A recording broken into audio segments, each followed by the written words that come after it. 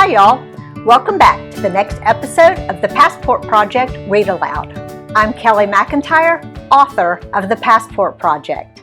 Today we are traveling from New Zealand to Indonesia, which is an island chain, and we will be visiting the island of Bali, right there. I'll be reading selections from chapter 18, A Cultural Onion. Delaney, 14. We get an early start exploring Ubud. We're trying to beat the heat, and Riley wants to find the Putri Bali Spa. Ooh, look, Riley says. 1, 2, 3, 4, 5, 6, 7 girls our age. Just ahead of us, a pack of school-bound girls fills the sidewalk.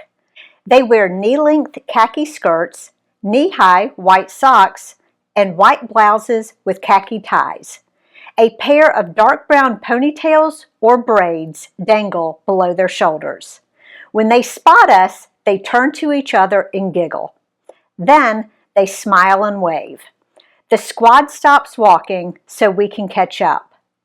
Hello, the bravest girl says. Hello, we say. We can't remember any Balinese words, but that's okay. They want to speak English.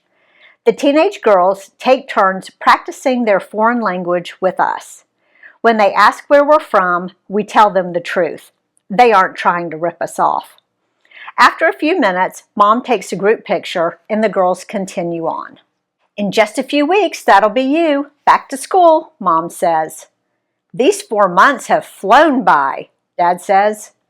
It's hard to admit, but he's right. We continue along the main road in Ubud, stepping over miniature flower baskets along the way. I know the litter is bad in Bali, but that's ridiculous. Dad nods toward the graveyard we're passing. Seriously, that cemetery is the only place in Bali that isn't covered in flowers, Mom says, but it should be. Soda cans, drink boxes, fruit, and cookie wrappers litter the graves. It looks like a convenience store exploded and everything landed in the cemetery. Remember when we used to play opposite day? I ask Rai. That's what Bali reminds me of. Back home, flowers fill our cemeteries, and litter, if there is any, is on the street. But here, flowers are on the roads, and garbage fills the cemetery. If you let my grave get trashy, I'll come back and haunt you, Mom says.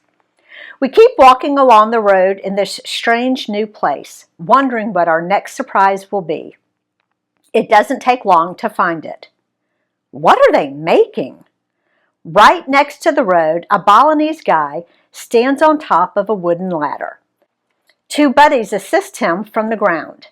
The 3 men add the finishing touches to what appears to be a larger-than-life bull piñata. What is it? I ask, hoping they understand English. We make for burn. The guy on the ladder flashes a gigantic smile. Huh? For cremation. Man die, body go in here. The piñata maker explains in his limited English, which is superior to my non-existent Balinese. Oh, it's a sarcophagus. So the body goes inside, then you cremate it? Sarcophagus sounds so much better than piñata. He smiles and nods, obviously pleased that we understood his explanation. I thought a sarcophagus was just something from ancient Egypt, Rai says. I didn't know it was still a thing. The gigantic bull stands about 10 feet high. Gold designs accent the black material stretched around it. The torso is large enough to hold a human corpse. Mom asks more detailed questions about the cemetery and cremation, but the conversation is too complex for our language barrier. We take a picture of the trio and their cremation creation and continue our journey in this fascinating place. The driver loads our bags into his car for the 2-hour drive from Ubud to Ahmed. When we all get settled, he turns to the back and flashes a big Balinese smile. Howdy, my name is Wyan, but my friends call me Cowboy. Why does it seem like everyone is named Wyan? I ask. Because most people are, he grins. There are basically only 4 Balinese names: Wyan, Mayday, Niaman, and Ketut. And they are based on birth order. Wyan is the name for firstborns, so it's the most common. But what if you have more than 4 kids? I ask. Then you start over. So the 5th born would also be Wyan. But sometimes the parents add Balik after it. That means repeat. That's why a lot of Balinese pick a personal name, like Cowboy. That's so cool, Riley says. So Delaney's Wyan, Mom and I are Mayday, and Dad is Niaman.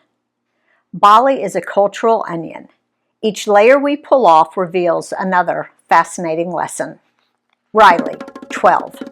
Mom! Delaney has Bali Belly! I hear her barf splat, splat, splatting against the hardwood floor as I run down the steps. Mom passes me at the bottom and sprints up the stairs, 2 at a time. I'm not going up there anytime soon. When Mom opens our bedroom door, her head jerks back and she gags. The combination of heat and vomit is toxic. Mom leans back, takes a deep breath, pinches her nose, and barges into the barf room. A few seconds later, she runs halfway down the steps and stops. Mom leans against the wall and breathes like a doctor has a stethoscope pressed against her back. That's bad. What happened? Mom asks between breaths. We were just watching TV and she said she didn't feel well. And 2 seconds later, splat! I've never seen so much vomit in my life. The floor isn't level and the puke puddle is running under the bed. It's on the walls. It's everywhere. I don't know how I'm going to clean that up. At least it's not on carpet. I guess I'll go into y'all's room. I'm not about to volunteer for vomit duty. Moms have the worst jobs.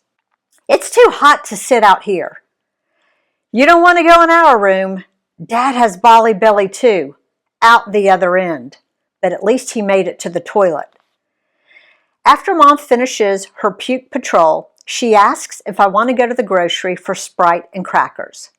I'll go anywhere that has air conditioning. Plus, I need deodorant. When we leave our guest house, our next-door neighbor opens his gate. The shirtless man wears a white sarong wrapped around his brown waist. He kneels down, removes the kanang sari from his tray, and places the small flower basket in front of his gate. He nods and smiles before going inside. I turn and check both directions, inspecting the hallway street. Our entrance is the only one without an offering. Maybe if we'd put out an offering to the spirits, they wouldn't have Bali Belly, I say. Maybe we should move his kanang sari in front of our gate. Mom nods toward our neighbor's flower offering. I can't tell if she's kidding or not. No, don't. We'll probably get the plague if we put out a stolen offering. That's worse than no offering at all. We pass hundreds of tiny flower baskets on our walk to the store. In front of shrines and shops, people pile their kanang saris. When the flower towers get too high, they topple over, spilling blooms onto the sidewalks and streets. So I guess we're not going to water bomb? No, sorry, I'm bummed too. Ugh, another epic adventure down the drain and splattered against the wall. I have a great idea for Delaney, I say as we pass a souvenir shop. How about a t-shirt that says, I yacked in Seminyak? Great idea, and we could get your dad a matching one that says, I had a crappy time in Bali. Can I at least get a fish pedicure? I ask when I see the Dr. Fish tank in the pharmacy. It tickles like crazy when the tiny fish suck the dead skin off your feet, but it's so fun. Riley, soak your feet. It's like little vibrations.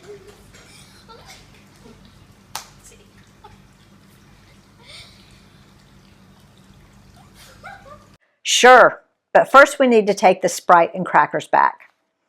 We step into the store next door. While Mom gets the groceries, I search for deodorant. I find the right aisle, but I'm so confused by my choices. Mom finds me staring at shelves full of skin whitening and lightening, deodorants, lotions, and face creams. Why do all of their beauty products have lighteners in them? I ask. Why do you and your friends lay out and use self-tanners? Because my skin is pale. The Balinese have a beautiful skin color. And they might think you have a beautiful skin color. A new question spins around my head, then sinks in, deep and heavy. Do you think anyone is happy with how they look? But I don't wait for an answer. Instead, I grab a deodorant and a new attitude. I may hate being pale and small, but that's what makes me me. Besides, I'm not even small in some parts of the world.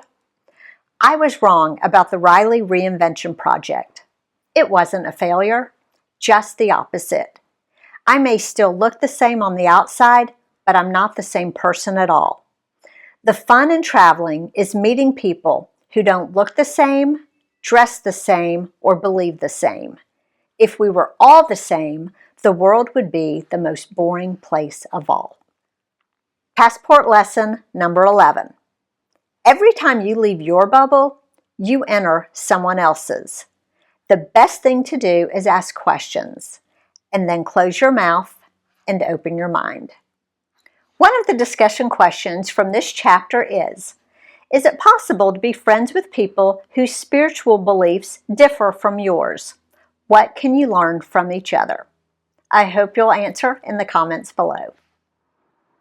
To find out why there were snacks in the cemetery and a ton of other fun stuff about Bali, Indonesia, you'll need to read the entire chapter on your own.